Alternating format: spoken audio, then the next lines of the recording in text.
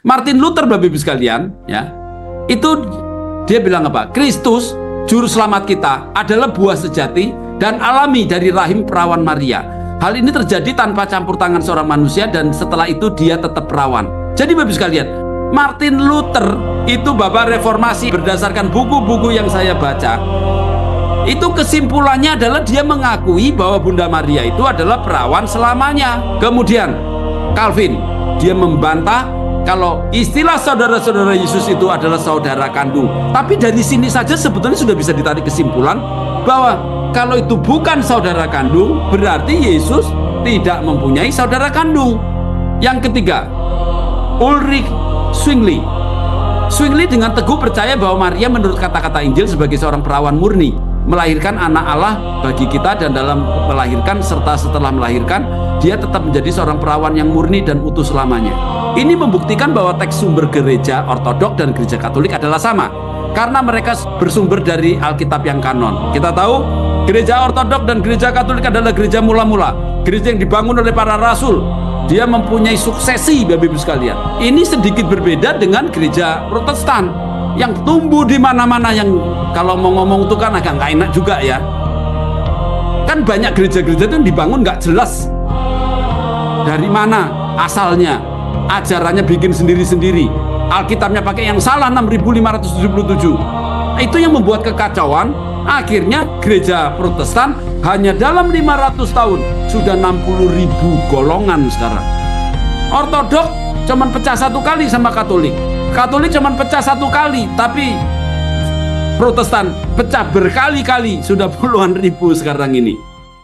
Aku percaya akan Roh Kudus, Gereja Kristus yang kudus, persekutuan para kudus, pengampunan dosa, kebangkitan badan, kehidupan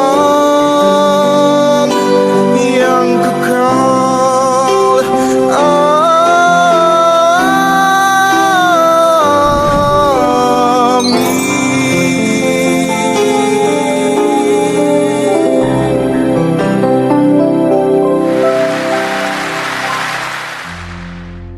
Salve, saudara-saudariku umat Katolik.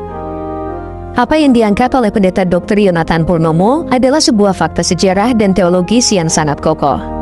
Saya menegaskan bahwa kesaksian para bapak gereja dan pengakuan para tokoh reformasi Protestan merupakan bukti nyata bahwa dogma keperawanan abadi Maria atau aiparthenos dalam bahasa Yunani bukanlah ciptaan baru, melainkan kebenaran universal yang diwariskan melalui tradisi suci.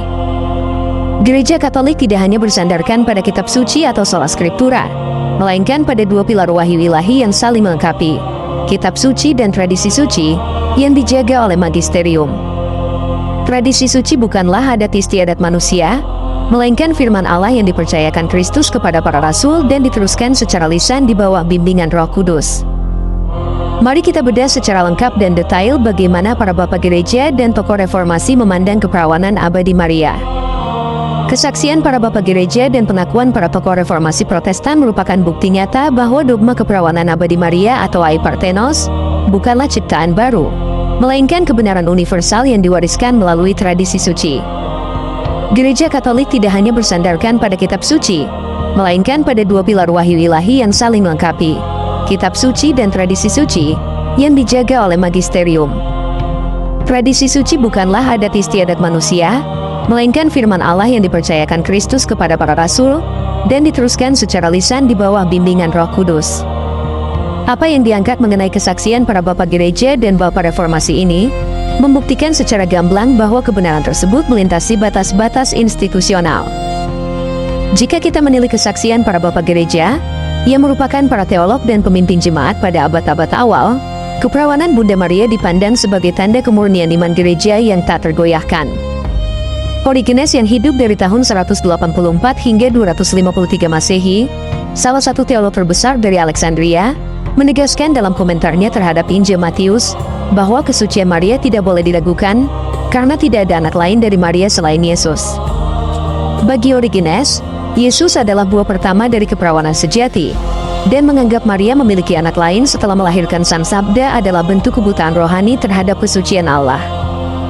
Langkah ini dipertegas oleh Santo Athanasius yang hidup dari tahun 296 sampai 373 Masehi, pahlawan iman melawan Bidakarianisme, yang merupakan orang pertama yang secara luas mempopulerkan istilah Hyparthenos atau perawan abadi. Dalam tulisannya, Discourses Against the Arians, ia menyatakan dengan tegas bahwa Yesus mengambil tubuh manusia dari seorang perawan yang kudus dan tetap perawan selamanya, karena rahim yang telah menjadi bait bagi Allah yang Maha Tinggi, tidak mungkin dicemari oleh hubungan insani di kemudian hari. Kesaksian patristik ini semakin diperkaya oleh pendekatan teologi Santo Ambrosius, yang hidup dari tahun 340 sampai 397 Masehi dan pembelaan linguistik Santo Hieronymus, yang hidup dari tahun 347 hingga 420 Masehi. Santo Ambrosius, Uskup Milan, mengaitkan nubuatan Yehezkiel 44 ayat 1-2 tentang gerbang bait Allah yang tertutup rapat secara langsung dengan rahim Maria, dengan menyatakan bahwa gerbang itu tetap tertutup selamanya, karena ia melahirkan tanpa merusak materai keperawanannya.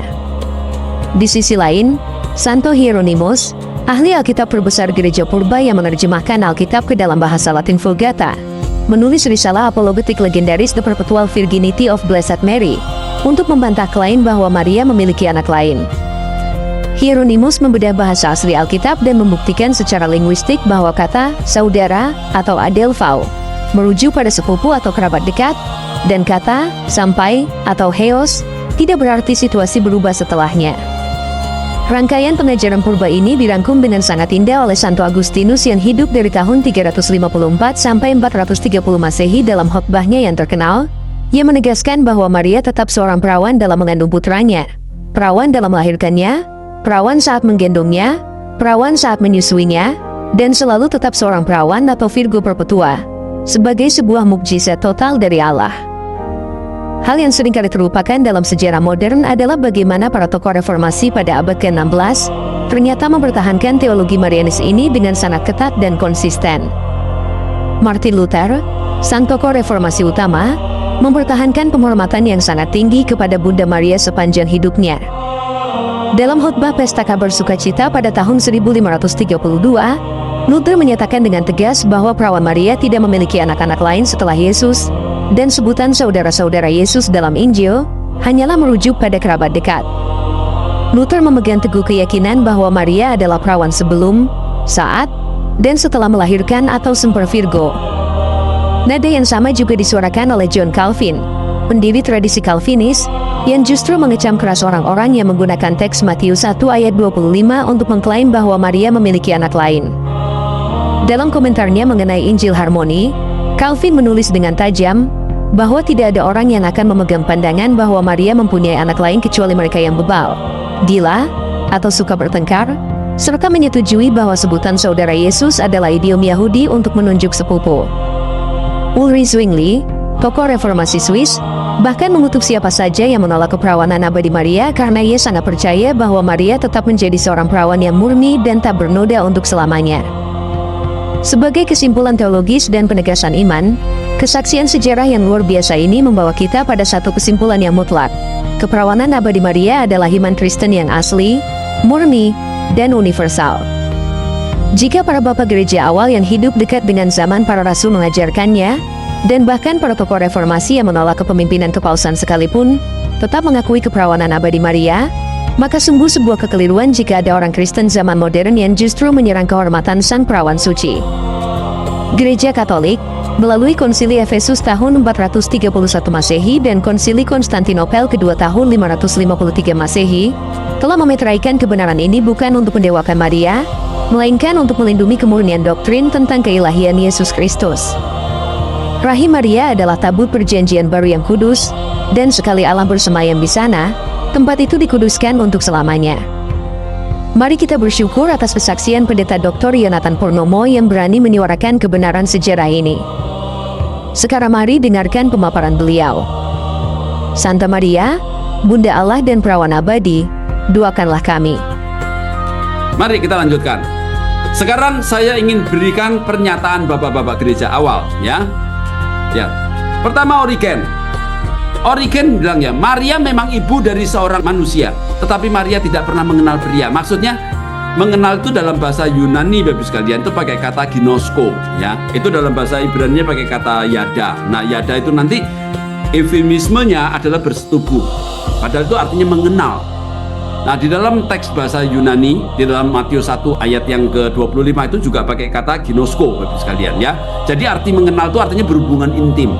Nah, maksudnya Maria tidak pernah berhubungan intim dengan pria manapun. Berarti kalau gitu kesimpulannya dia tetap perawan selamanya. Nah, coba ada lagi sekarang Athanasius.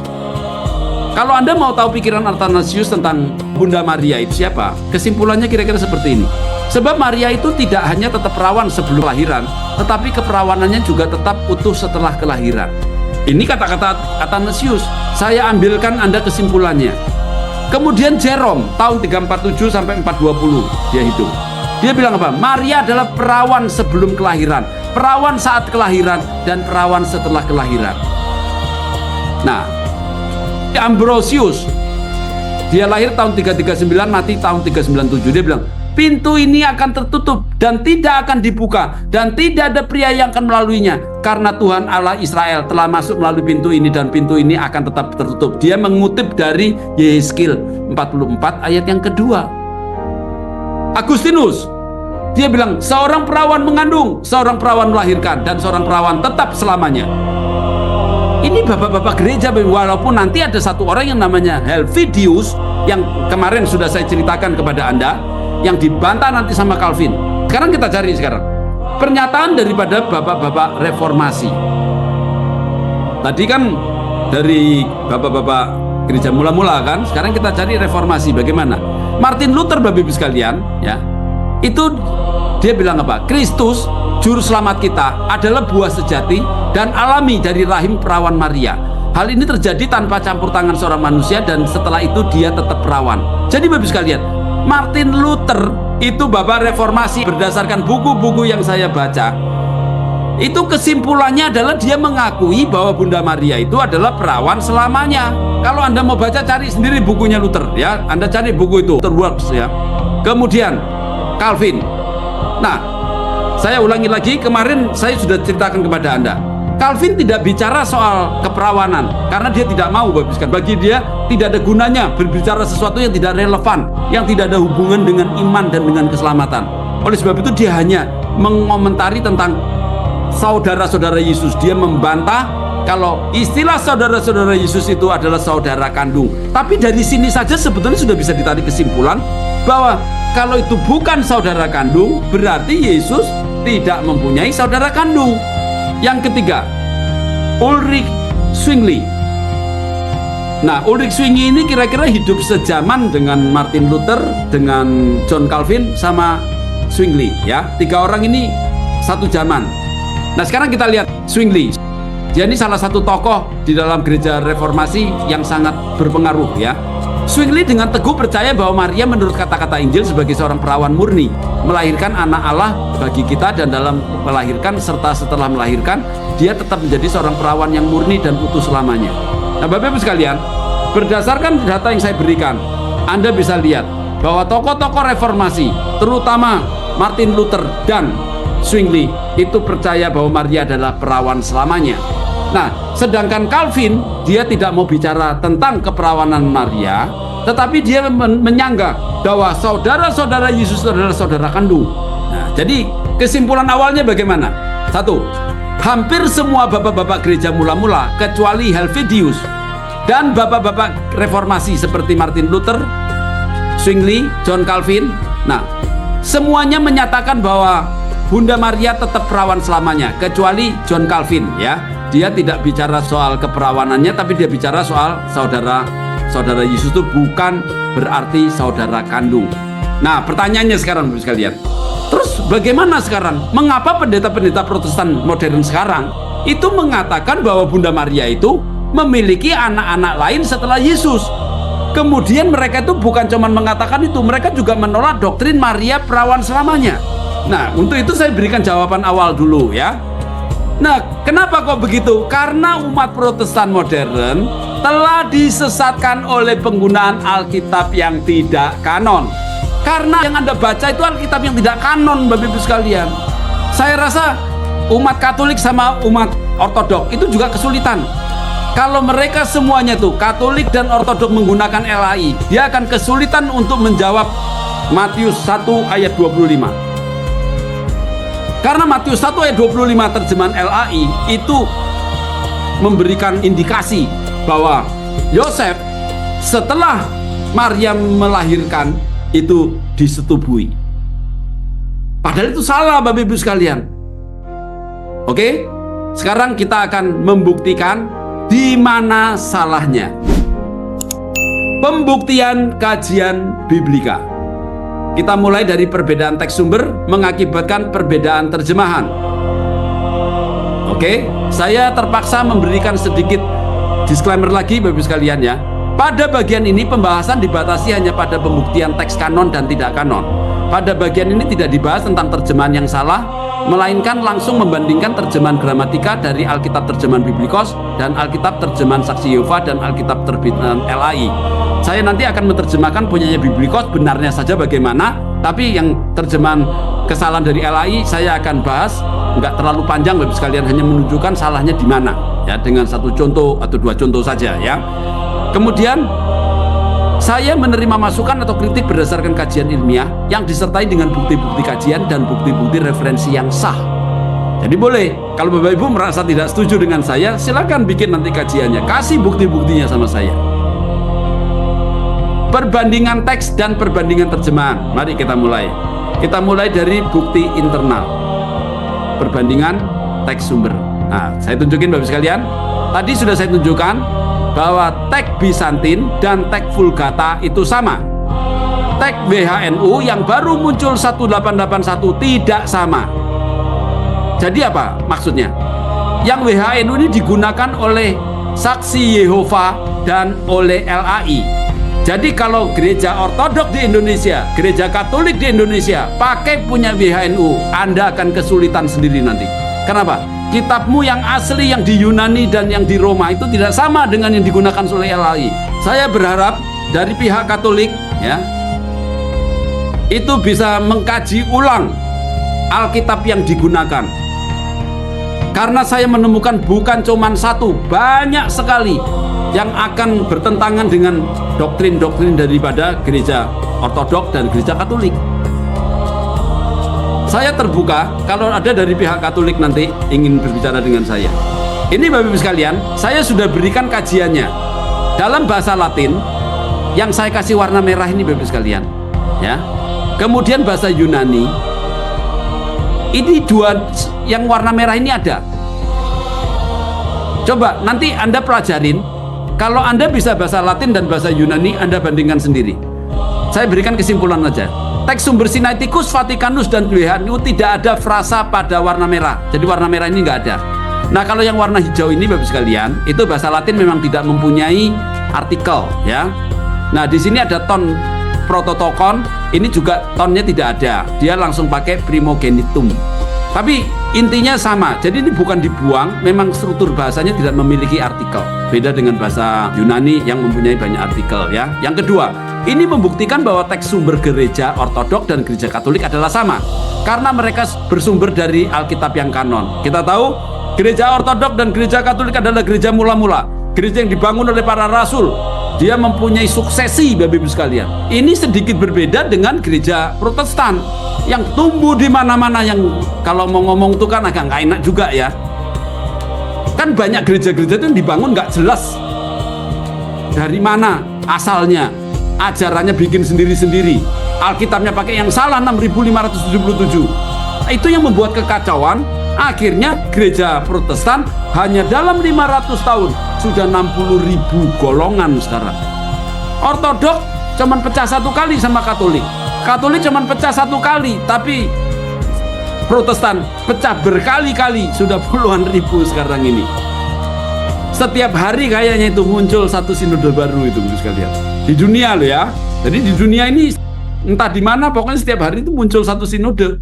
Jadi nggak heran kalau dalam waktu 500 tahun itu udah 60.000. Kira-kira seperti itu ya. Aku percaya akan Roh Kudus, gereja Kristus yang ku